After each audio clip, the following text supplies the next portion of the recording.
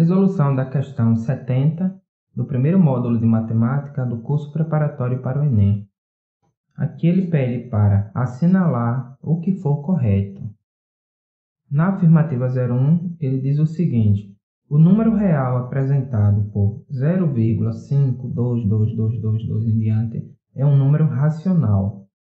Bom, nós sabemos que todo número que é uma dízima, como aqui, é uma dízima periódica, ou seja, é um número decimal infinito e periódico, já que esse 2 aqui fica se repetindo infinitamente, ele realmente é um número racional.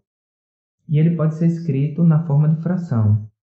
Nesse nosso caso aqui, essa dízima é o que a gente chama de dízima composta, onde podemos escrevê-la da seguinte forma.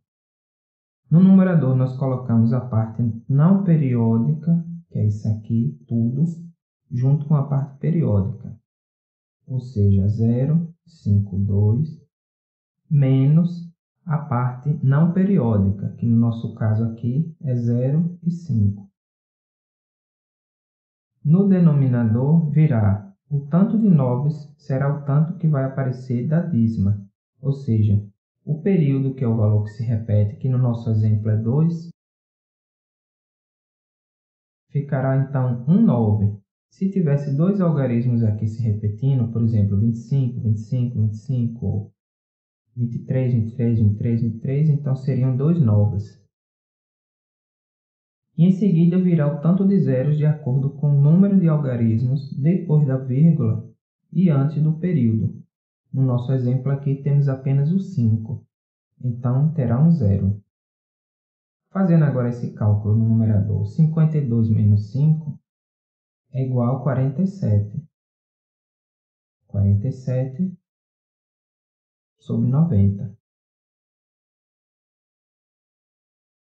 Então, essa fração aqui é o que a gente chama de fração geratriz. E lembrando que todo número que pode ser escrito como fração, ele é um número racional, portanto, aqui é verdadeiro. 0,2. O quadrado de qualquer número irracional é um número racional. Quando temos uma afirmativa e queremos comprovar se ela é verdadeira ou não, uma das formas é encontrar um contra-exemplo. O que seria um contra-exemplo? Um exemplo que negue essa afirmativa. Aqui ele diz que qualquer, ou seja, todo número irracional, o quadrado de todo número irracional é um número racional. Por exemplo, raiz quadrada de 2 é um número irracional. E ele afirma que o quadrado, pela afirmação dele, o quadrado desse número irracional aqui vai dar um número racional. Sabemos que realmente a raiz quadrada de 2 ao quadrado dá 2. Aí você poderia pensar, é verdade. Porém, como ele disse que é todo, qualquer, então basta que exista um único exemplo que contradiz isso para que a afirmativa seja falsa.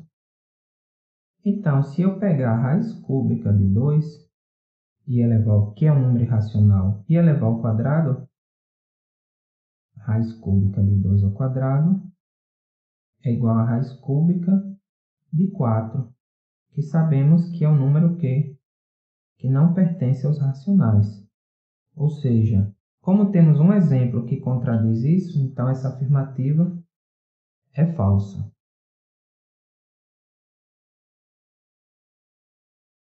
No 0,4, se m e n são números irracionais, então m vezes n pode ser racional. Aqui ele está dizendo que pode, ou seja, nem que tenha pelo menos um exemplo, a sentença será verdadeira. M e n são números irracionais. Então, vamos pegar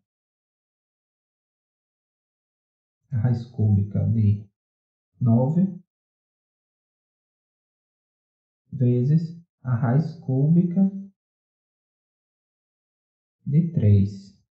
Vejam que a raiz cúbica de 9 é um número irracional. Não existe nenhum número que, multiplicado por ele mesmo, novamente por ele, dê 9. A mesma coisa a raiz cúbica de 3. Então, m e n são números irracionais. Multiplicando os dois, nós vamos encontrar a raiz cúbica de 9 vezes 3, que é 27. E sabemos que a raiz cúbica de 27 é 3, que é um número racional, ou seja, se m e n são números irracionais, então m vezes n pode ser racional. Isso é verdade porque pegamos um exemplo que garante isso. Agora, se ele dissesse sempre será, então teríamos que verificar um contra-exemplo.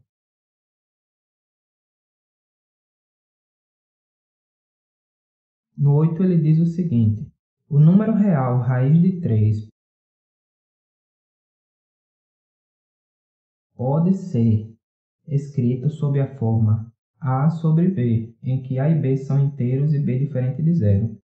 Vejam que essa característica aqui de poder ser escrito na forma a sobre b, com a e b inteiros e b diferente de zero, isso é a representação de um número racional. Porém, vejam que raiz de 3 aqui, ele é um número irracional. Então, essa afirmativa aqui é falsa, já que todo número irracional ele não pode ser escrito na forma de fração. E por último, 16. Toda raiz de uma equação algébrica do segundo grau é um número real. Toda raiz de uma equação algébrica do segundo grau é um número real. Nesse caso aqui, essa afirmativa será falsa. Por quê? Sabemos que x de uma equação do segundo grau, a raiz, é igual a menos b mais ou menos a raiz quadrada de delta sobre 2a. Ok, quando nós dizemos que delta é menor que zero, então teremos aqui uma raiz quadrada de um número negativo, que nós sabemos que não existe dentro do conjunto dos números reais. Porém, não significa que não exista raiz. Essa raiz, ela existirá, ela só não será uma raiz real. Ela pertencerá a um conjunto que nós chamamos de conjunto dos números complexos, que só será estudado mais à frente. Mas como ele diz que toda raiz de uma equação algébrica do segundo grau é um número real, toda, então essa afirmativa é falsa.